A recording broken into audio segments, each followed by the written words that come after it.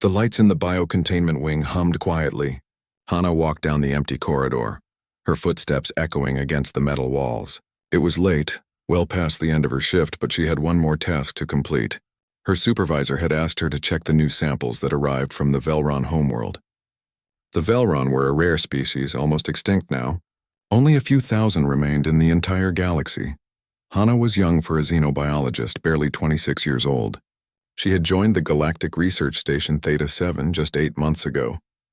Fresh from her training on Earth, the station orbited a massive gas giant, and through the windows, she could see the planet's swirling clouds of purple and gold. It was beautiful, but tonight she barely noticed. She was tired and wanted to finish her work. The biocontainment area was cold, much colder than the rest of the station. Most alien species preferred cooler temperatures than humans did. Hana pulled her oversized hoodie tighter around herself. It was gray and worn with a large pocket in the front. She wore it almost every day, even though some of her colleagues teased her about it. But it was comfortable, and right now it kept her warm. She entered the storage room where the new samples were kept. Rows of containers lined the walls, each one carefully labeled and sealed. Hana checked her datapad looking for the Velron samples. They should be in Container 47. She walked along the rows counting numbers. Container 45, 46, 47. She stopped. Something was wrong. Container 47 was damaged. The seal was broken and the door hung open slightly. Hana's heart began to beat faster. This was not supposed to happen. These containers were built to withstand almost anything. What could have broken it? She approached carefully and pulled the door open all the way. Inside, the container was a mess. Padding material was torn and scattered everywhere. Empty supply boxes lay on their sides, and in the corner, barely visible under a torn blanket, something moved. Hana knelt down slowly. She pulled back the blanket and her breath caught in her throat. 2 tiny creatures looked up at her with enormous eyes. They were Velron cubs no bigger than her hand. Their fur was soft and pale, almost white with faint gray stripes. They had small rounded ears and delicate whiskers. One of them opened its mouth and made a weak mewling sound. The other one just stared at her, shivering. Hana's mind raced. Velron cubs should never be alone. The species was known for being extremely protective parents. A Velron mother would never abandon her children. Something terrible must have happened, and these cubs were in danger. She could see it immediately. They were too cold. Their breathing was shallow. The station's temperature was killing them slowly. Protocol was clear. She should call her supervisor immediately. She should report the situation and let the automated systems handle it. The station had special incubators for situations like this. But Hana looked at the cubs again and she knew they did not have time. The automated systems would take at least 15 minutes to activate. These cubs looked like they had only minutes left. She made a decision that went against everything she had been taught. Hana reached into the container and gently picked up both cubs. They were so light, so fragile. She could feel their tiny hearts beating rapidly against her palms. Without thinking too much about what she was doing, she unzipped her hoodie and carefully placed the cubs inside, against her chest. Then she zipped the hoodie back up, leaving just enough room for them to breathe. The effect was immediate. The cubs stopped shivering. They pressed themselves against her warm skin, seeking her body heat. Humans ran hot compared to most species. Hana's normal body temperature was 37 degrees Celsius. To the freezing cubs, she must have felt like a furnace. Within seconds, they began to calm down. Their breathing became steadier. One of them made a soft, contented sound. Hana stood up carefully, keeping one hand under the cubs to support them. She needed to get out of here. She needed to figure out what to do next. But as she turned toward the door, a loud alarm suddenly blared throughout the station. The sound was deafening. Red lights began flashing in the corridor. Hana froze, her hand instinctively going to her chest where the cubs were hidden. They squirmed slightly but did not cry out. Maybe they were too weak, or maybe they somehow understood they needed to be quiet. A voice crackled over the intercom system. It was Tai-Ho, the station security chief. His voice was calm but serious. Attention all personnel. Lockdown initiated. We have a suspected breach in biocontainment wing. All personnel must remain at their current stations. Security teams will conduct immediate search and inspection of the area. Do not attempt to leave your sections. I repeat, do not attempt to leave your sections. Hana's blood ran cold. Search and inspection. They would find her. They would find the cubs. And then what? Would they take the cubs away from her? Would she be arrested for breaking protocol? Her career would be over. She might even be sent back to Earth in disgrace. But worse than that, what would happen to the cubs? They had just started to warm up. Their tiny bodies were finally relaxing against her. If she gave them up now, if they were taken away and placed in a cold incubator while technicians ran tests and filled out forms, would they survive? Hana knew the answer. She had studied Velron physiology. These cubs needed constant warmth. They needed the comfort of a heartbeat, the rise and fall of breathing. They needed what Hana was giving them right now. They needed her. She took a deep breath and started walking toward the exit of the storage room. The cubs were completely hidden in her hoodie, nestled in the large front pocket. From the outside, she just looked like a woman with her hands in her pockets trying to stay warm. She had to act normal. She had to get back to her office before security reached this section. The corridor seemed longer than before. Every step felt dangerous. The cubs shifted slightly against her stomach, settling in deeper. She could feel their warmth now, their tiny bodies pressed close to hers. Despite everything, despite the fear and the alarms and the approaching security teams, Hana felt something unexpected. She felt protective. Fiercely, irrationally protective, these small, helpless creatures trusted her. They had chosen her warmth, her heartbeat, and she would not let anyone take them away. Not yet. Not until she figured out what was really going on. Not until she knew they would be safe. Hana reached the door that led back to the main research wing. She swiped her access card and stepped through. Behind her, she could hear the heavy footsteps of security teams entering the bio-containment area. She had maybe 5 minutes before they reached her section. 5 minutes to hide 2 illegal alien cubs and act like everything was completely normal. 5 minutes to save their lives. Hana walked as quickly as she could without running. Running would look suspicious. She forced herself to breathe normally to keep her face calm.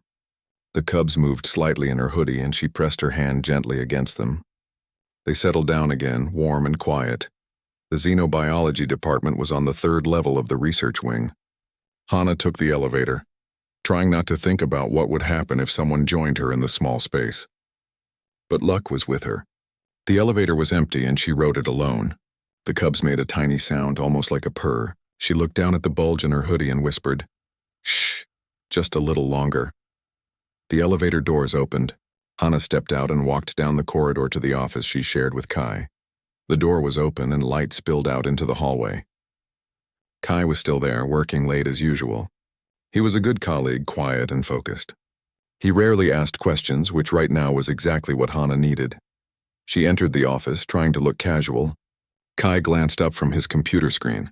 He was running simulations, probably analyzing data from his latest experiment. His desk was covered with empty coffee cups and snack wrappers. Kai lived in this office more than he lived in his quarters. "Still here?" Hana asked, sitting down at her own desk. She kept her movements slow and careful. The cubs were pressed against her stomach and she could feel every tiny breath they took.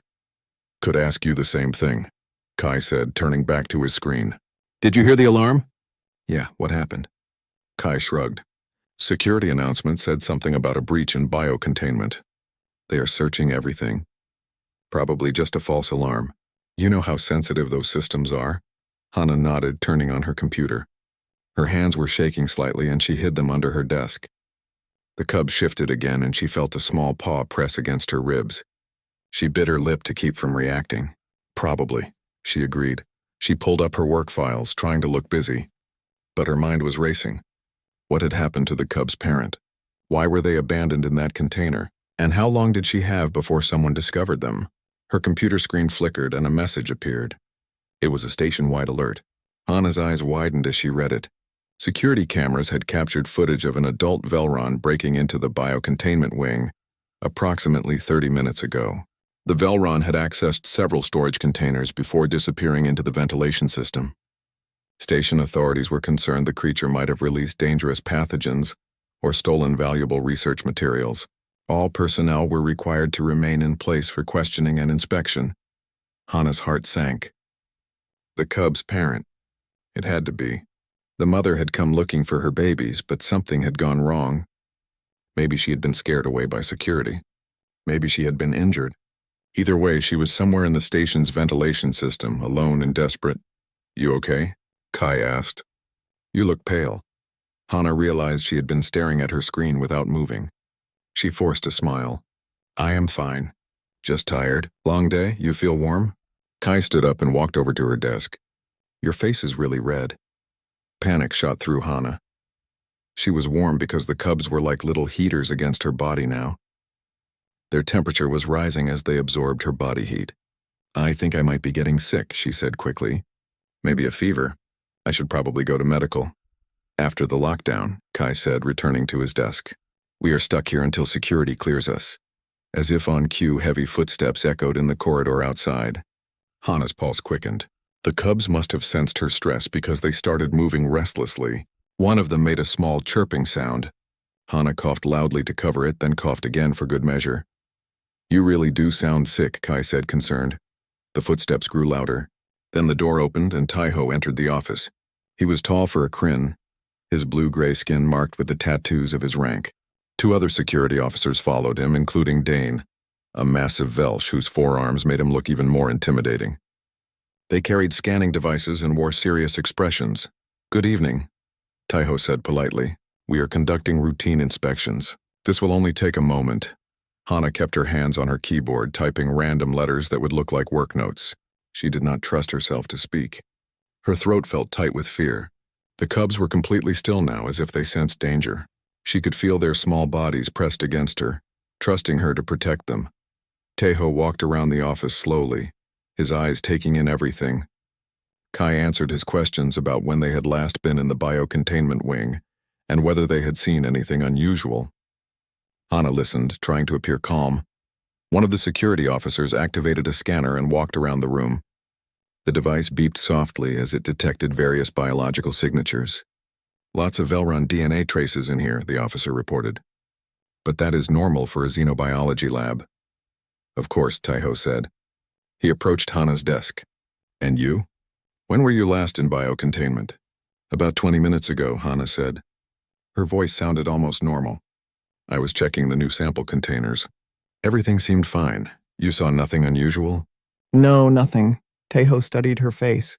Hana met his eyes, keeping her expression neutral. Humans were good at lying. It was not something she was proud of, but right now it might save her life. And more importantly, it might save the cubs. On Earth, humans had evolved in complex social groups. They learned to hide their emotions, to say one thing while thinking another. It was necessary for survival.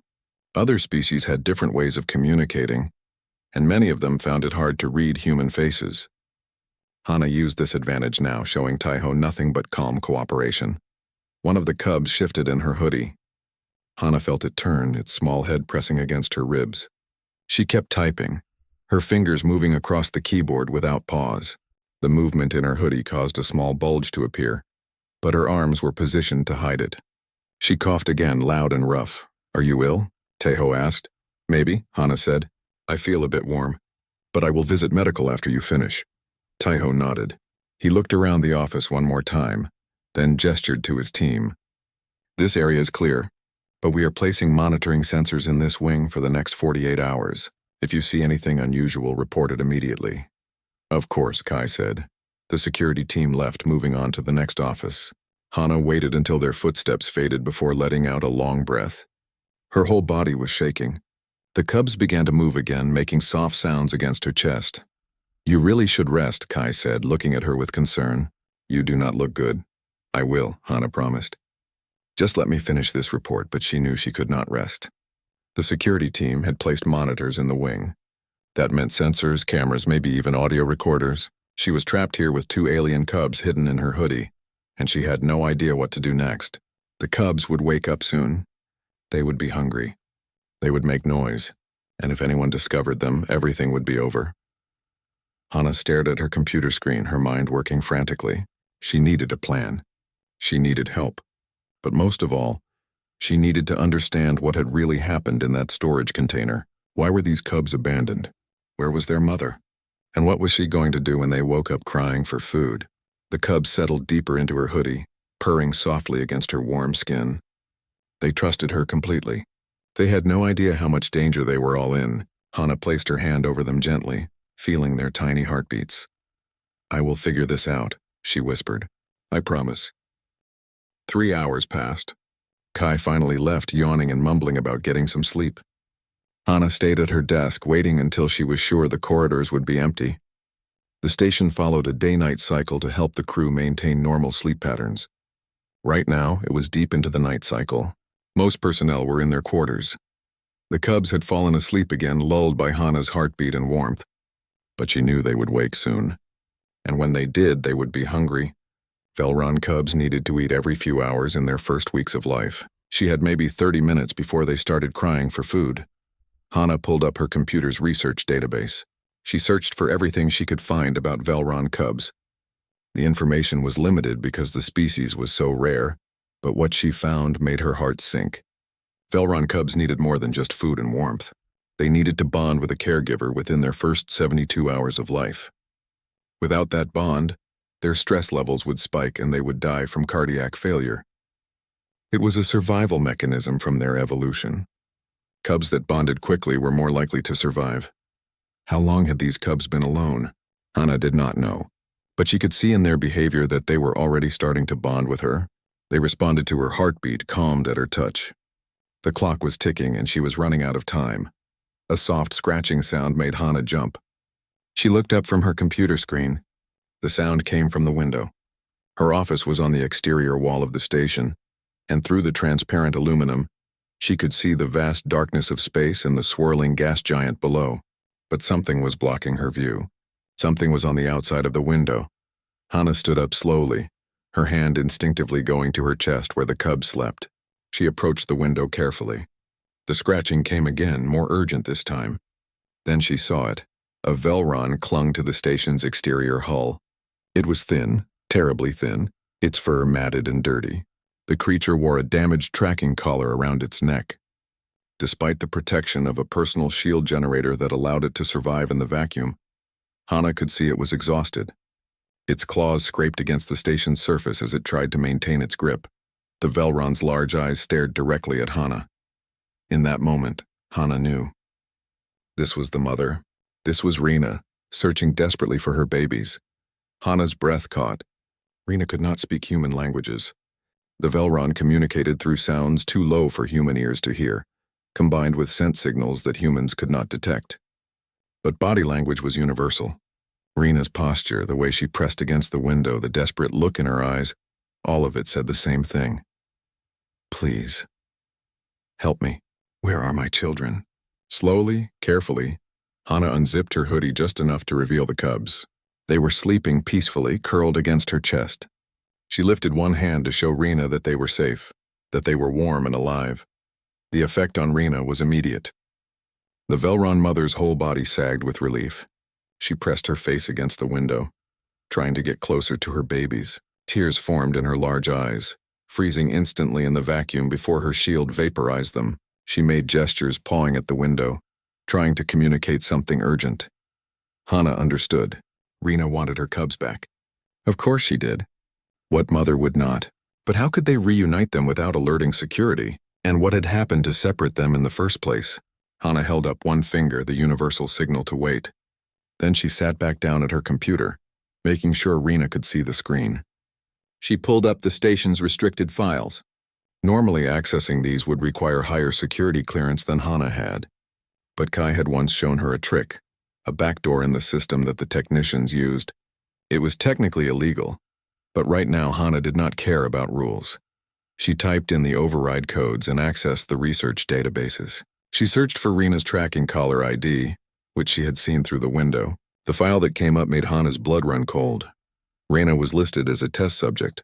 She had been part of a research program run by someone named Yejin, one of the senior xenobiologists on the station. The program was studying Velron breeding patterns. But as Hana read deeper into the file, she realized the truth. This was not legitimate research. Yejin had been running an illegal breeding program, trying to create more Velron specimens to sell to wealthy collectors. The species was so rare that a single cub could sell for millions of credits on the black market. Station auditors had started investigating Yejin 2 days ago.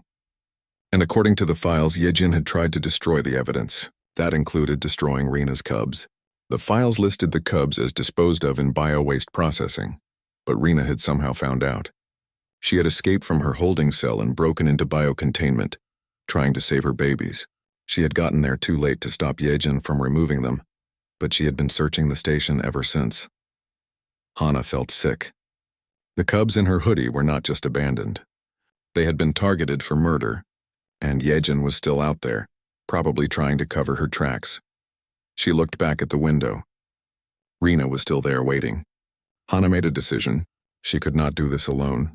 She needed help. But who could she trust?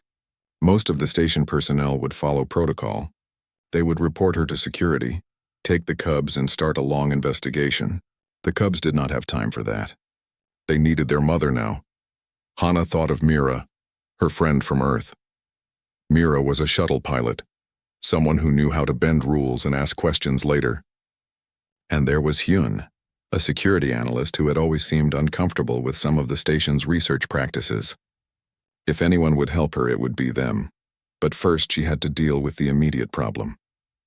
The cubs were starting to stir. One of them made a soft mewling sound and Hana felt it pawing at her shirt. They were waking up and they were hungry. Hana moved quickly.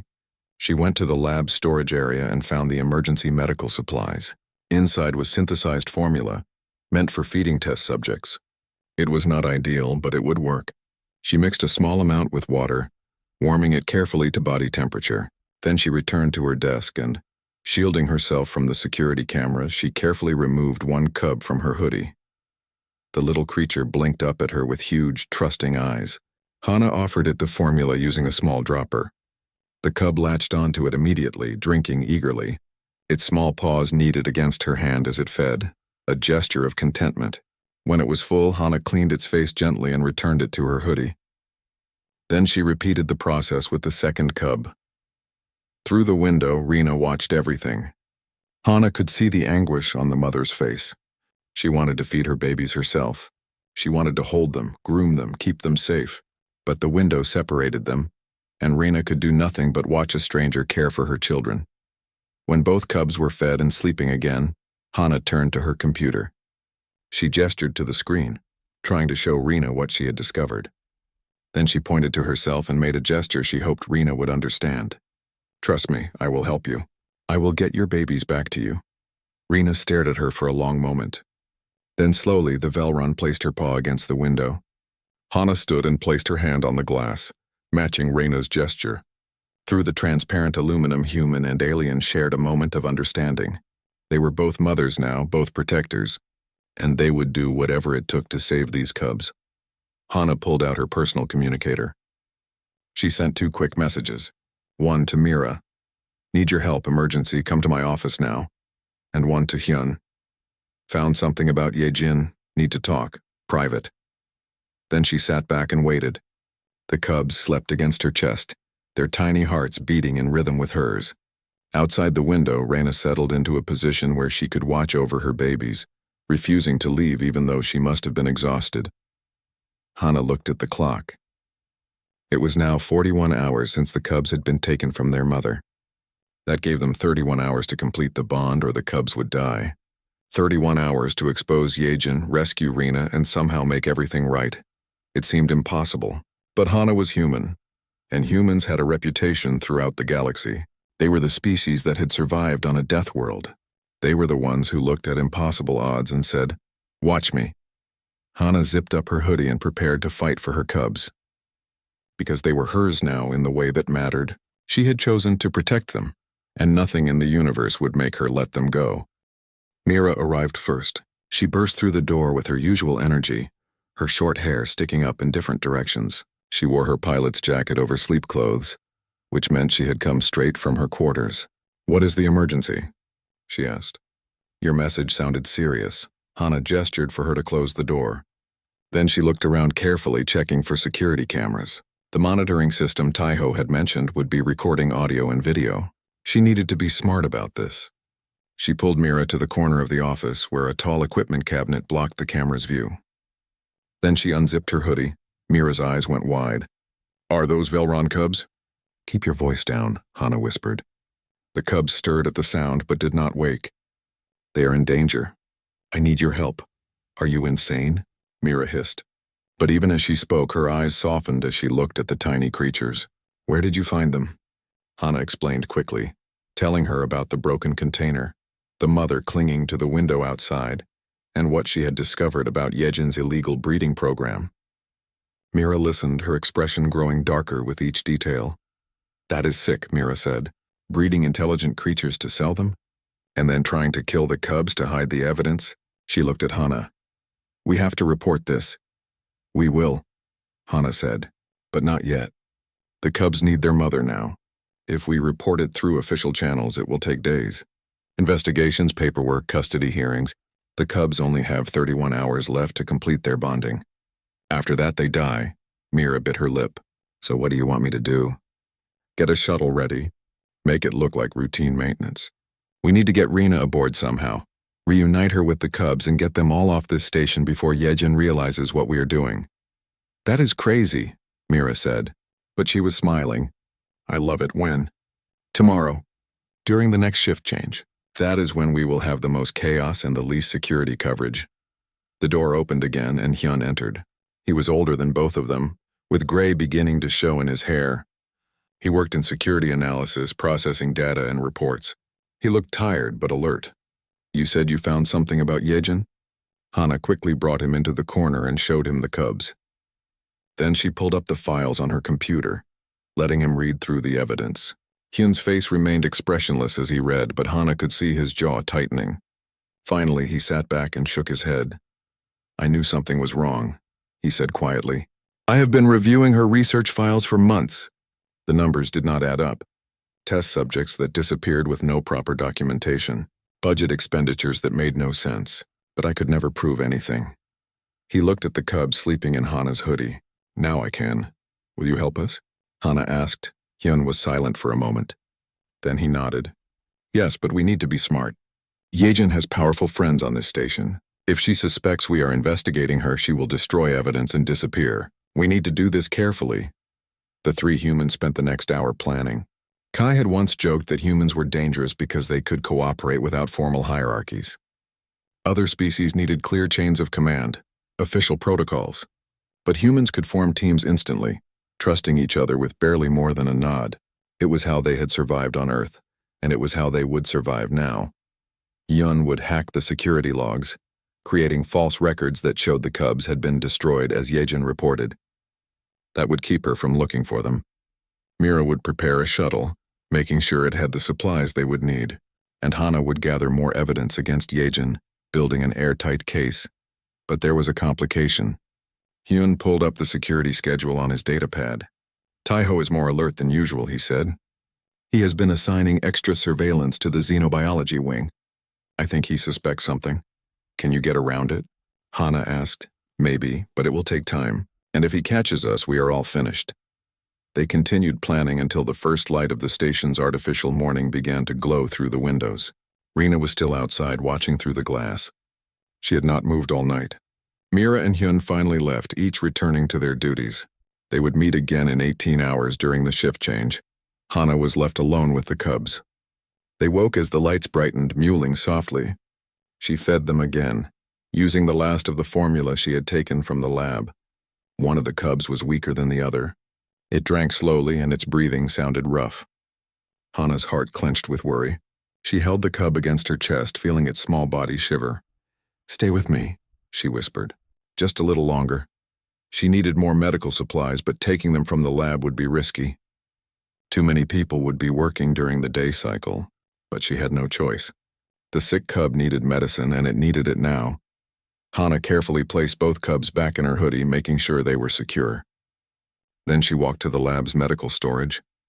The corridors were busier now, with personnel heading to their morning shifts. Hana kept her head down and her pace casual. Just another researcher going about her day. She reached the medical storage and used her access card to enter. Inside, she quickly gathered what she needed. Antibiotics, fever reducers, sterile wipes. She stuffed everything into her pockets. As she turned to leave, she nearly ran into someone. It was Kai. He stood in the doorway, staring at her. What are you doing? He asked. Hana's mind raced. She had to think fast. Getting supplies. I told you I was sick, remember? Kai's eyes narrowed. Why are you taking antibiotics? Those are for serious infections. It is serious, Hana said. I think I have a respiratory infection. Kai stepped closer and Hana's heart pounded. One of the cubs shifted in her hoodie and she saw Kai's eyes flick down to her stomach. The bulge was visible now. He looked back up at her face and Hana saw the moment of realization in his eyes. Show me, he said quietly. There was no point in lying anymore. Hana slowly unzipped her hoodie, revealing the two cubs. They blinked up at Kai with their enormous eyes. One of them made a soft chirping sound. Kai stared at them for a long moment. Then he looked at Hana. Are you completely insane? But his voice was not angry. It was awed. These are the Velron cubs from the security alert. You have been hiding them this whole time? They were dying, Hana said. I could not let them die. Kai shook his head. Humans, he muttered. You are all crazy. He looked at the cubs again and Hana saw his expression soften. Kai was human too, and he was not immune to the sight of helpless babies. What is wrong with this one? He pointed to the weaker cub. Respiratory infection. That is why I need the antibiotics. Kai sighed deeply. Then he reached past her and grabbed more supplies from the storage. You are doing it wrong. You need a nebulizer, not pills. And you need to monitor its temperature every hour. He handed her the equipment. I cannot believe I am helping you with this. You are helping? Hana asked, hope blooming in her chest. Someone has to make sure you do not kill them, Kai said. And someone has to watch your back while you play smuggler. He paused. Also, I read some of Yejin's research files last month. Something felt wrong about them. If you are trying to expose her, I want to help. Hana felt tears prick her eyes. Thank you. Do not thank me yet, Kai said.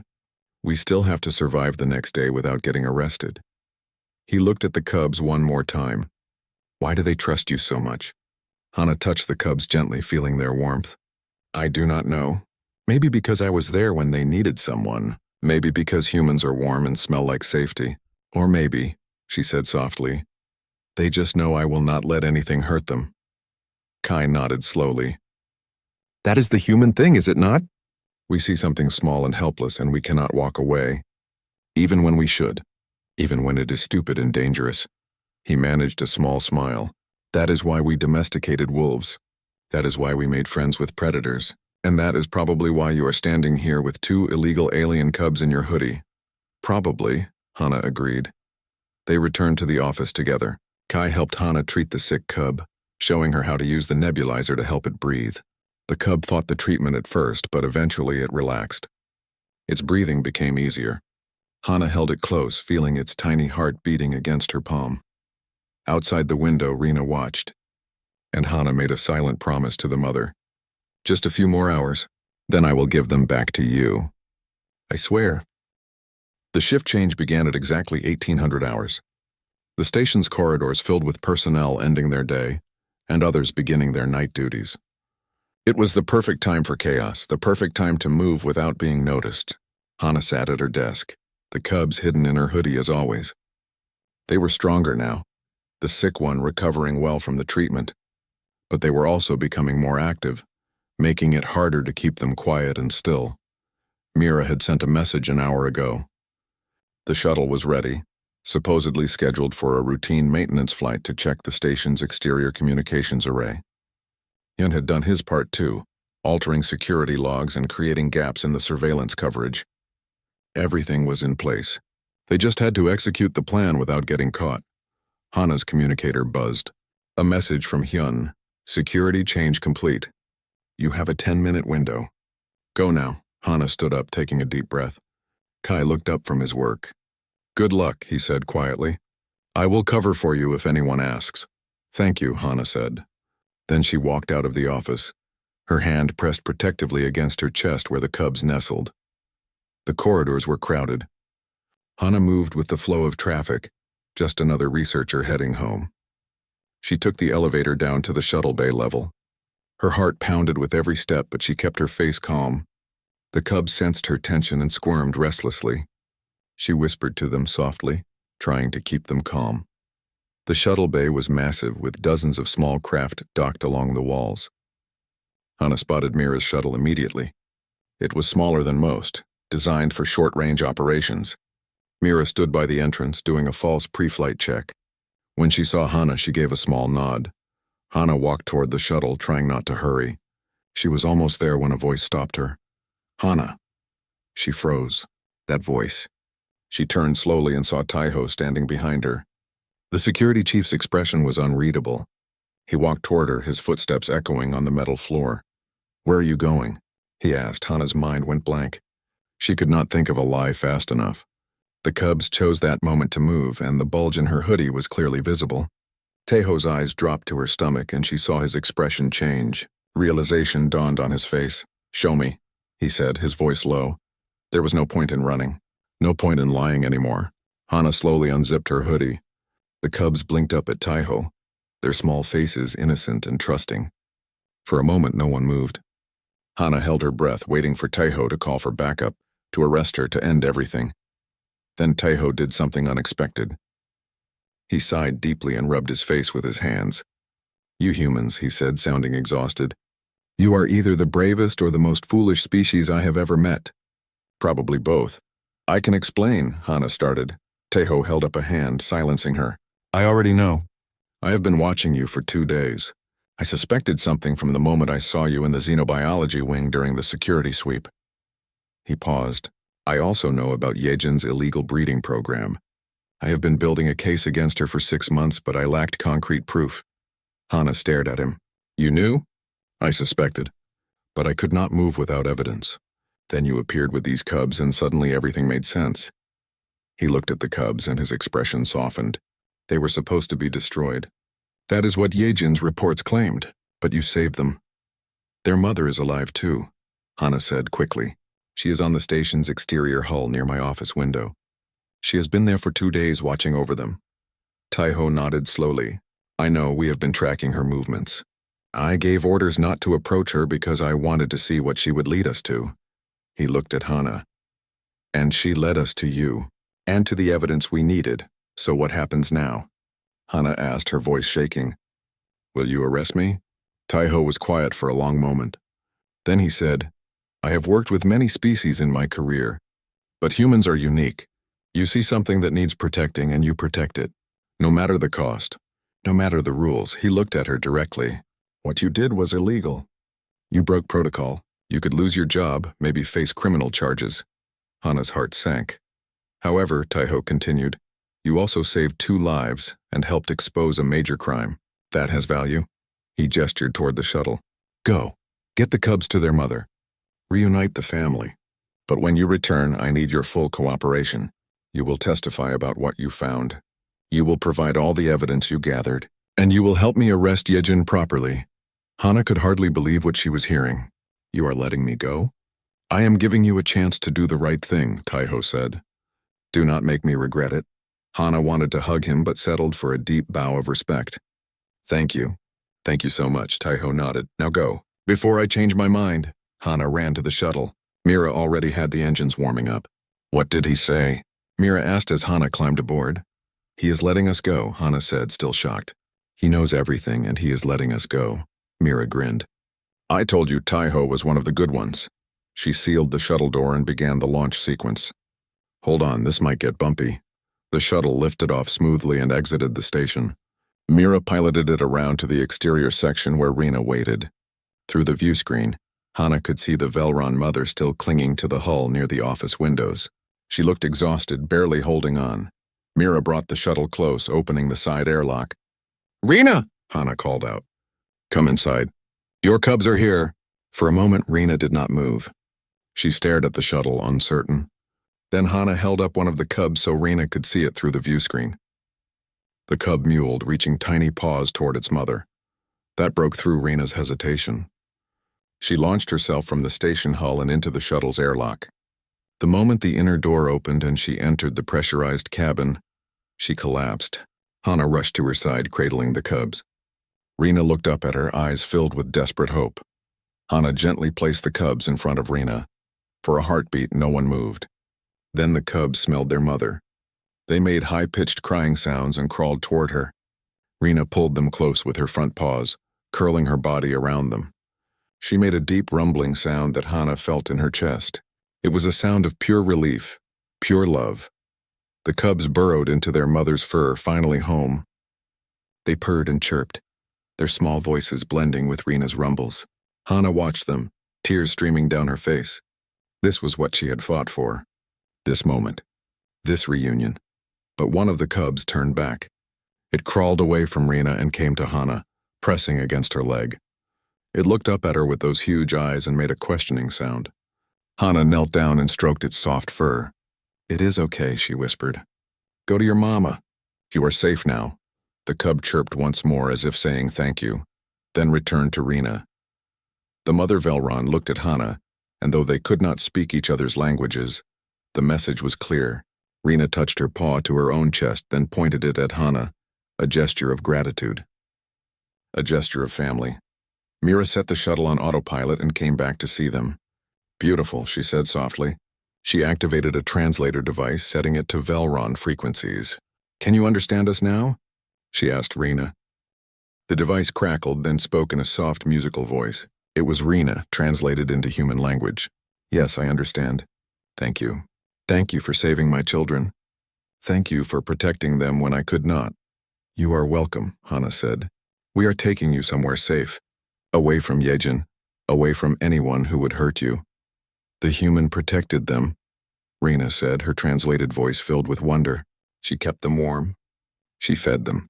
She risked everything for children that were not her own." The Velron mother looked at Hana directly. "In my culture, there is a word for this. Heart mother. One who shares the burden of raising cubs, who loves them as their own. You are heart mother to my children now." Hana felt more tears flow. She reached out and gently touched one of the cubs. It grabbed her finger with its small paw holding tight.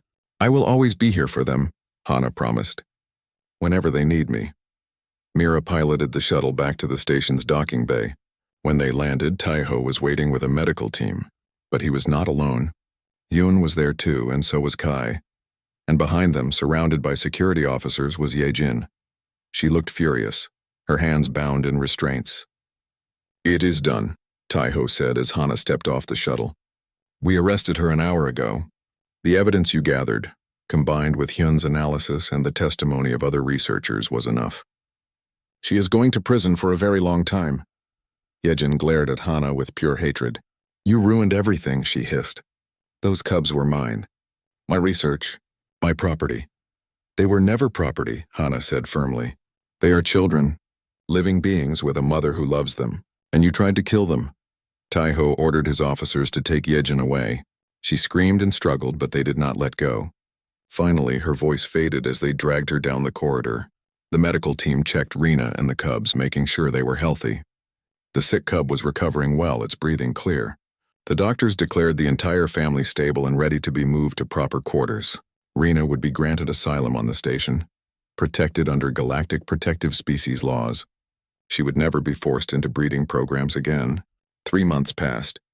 Hana returned to her normal duties in the xenobiology department, though she received both a formal reprimand for breaking protocol and an award for ethical courage on the same day.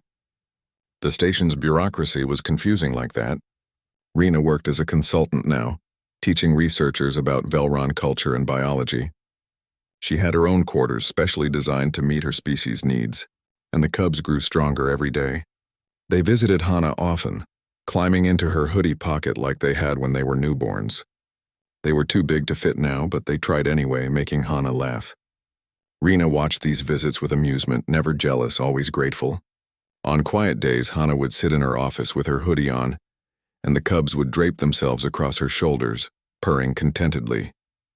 Rena would settle nearby, keeping watch over her whole family.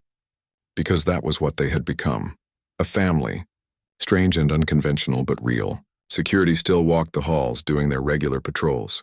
But now, when they passed Hana's office and heard the soft chirping of Velron cubs, they just smiled and kept walking. Everyone on the station knew the story now. The human who hid alien cubs in her hoodie. The woman who risked everything to save a family. It had become legend. Another story about humans and their impossible compassion. Another tale of why humans were dangerous and wonderful and completely unpredictable. Because when humans decided something was under their protection, when they decided something was worth saving, nothing in the universe could make them give up. Not security searches. Not protocols. Not fear. Nothing. Hana looked at the cubs sleeping in her lap, at Reyna grooming them with careful licks, and she smiled. This was what mattered. This was what being human meant. Finding something small and helpless and saying, "I will protect you," and meaning it with every fiber of your being.